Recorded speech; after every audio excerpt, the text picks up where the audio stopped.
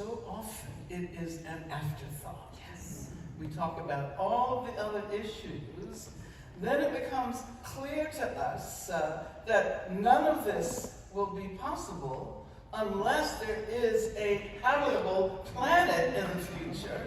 And so therefore we feel obligated to talk about issues of climate change. I think it should come first. Yes. Because it is the precondition. It is the very condition of possibility for change in the world. So if we do believe that we need racial justice or gender justice or economic justice, we absolutely have to begin with environmental justice.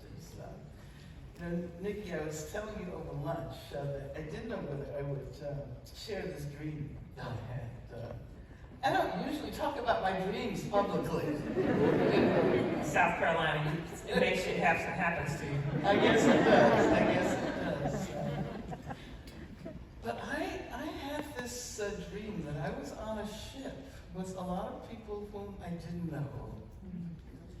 And it was the beginning of the process of humans dying out.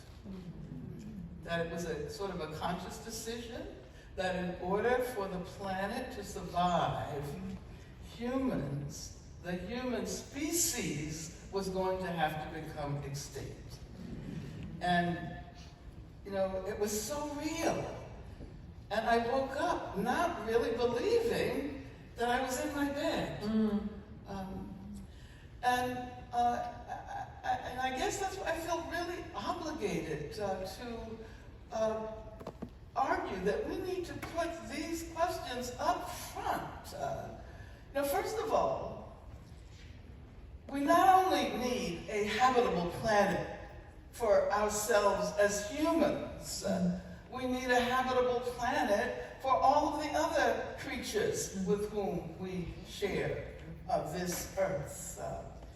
And I've been thinking about the connection between racism and speciesism, about the ways in which we assume that there is one kind of human, or some people assume, not me, not in this audience. There's some kind of a human, racially defined, who belongs at the top of the hierarchy. And I was thinking about the great chain of being. You all study that, don't you? You still study the great chain of being and the ways of conceptualizing life and the earth. Middle Ages, but also it kind of comes from Plato and Aristotle, that God is at the pinnacle, and then we go all the way down from the angels to the humans, and then within humans there's a place for racism there, because a certain kind of human belongs at the top of the hierarchy, and then we get down to the apes and the various animals, and then we get down to the plants and so forth.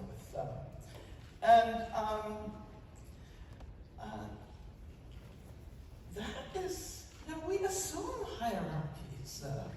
The whole notion of American exceptionalism assumes that somehow those of us who live in this country are the greatest in the world. How many times have you heard people talk about the U.S. as the greatest country in the world?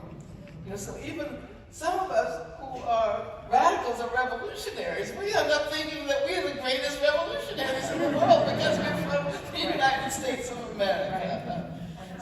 So I think that it's time to begin to think seriously about the ways in which our very logic is conditioned by these assumptions of hierarchical relationships. And I want to think more. Well, you talked about intersectionality. Yeah. And I think intersectionality is about more than identity. It's about struggles.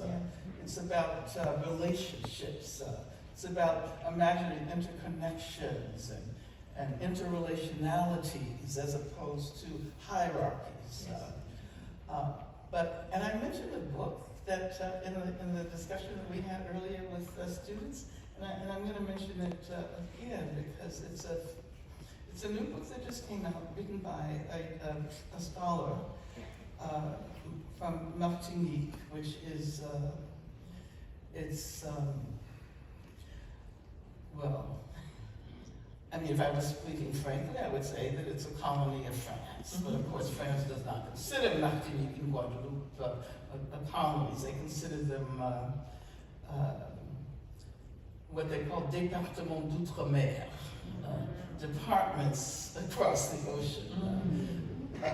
But this young scholar, whose name is Malcolm Ferdinand, has written an amazing book about these connections, and it's called, in French, it's called Écologie décoloniale, écologie décoloniale, decolonial ecology.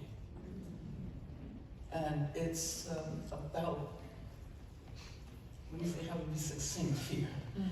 It's an appeal to us. It's a complicated book. It's philosophical, but as I was telling the students, it's really worth struggling with. Because his argument is that colonialism and slavery and their interconnections are so deeply involved in the production of the destruction of the environment that we can't very well talk separately about racism and the environment. And we can't talk separately about the environmental catastrophes and misogyny. His argument is that they are intertwined, they're interrelated. So yes, if you have the opportunity to pick that book up, I'm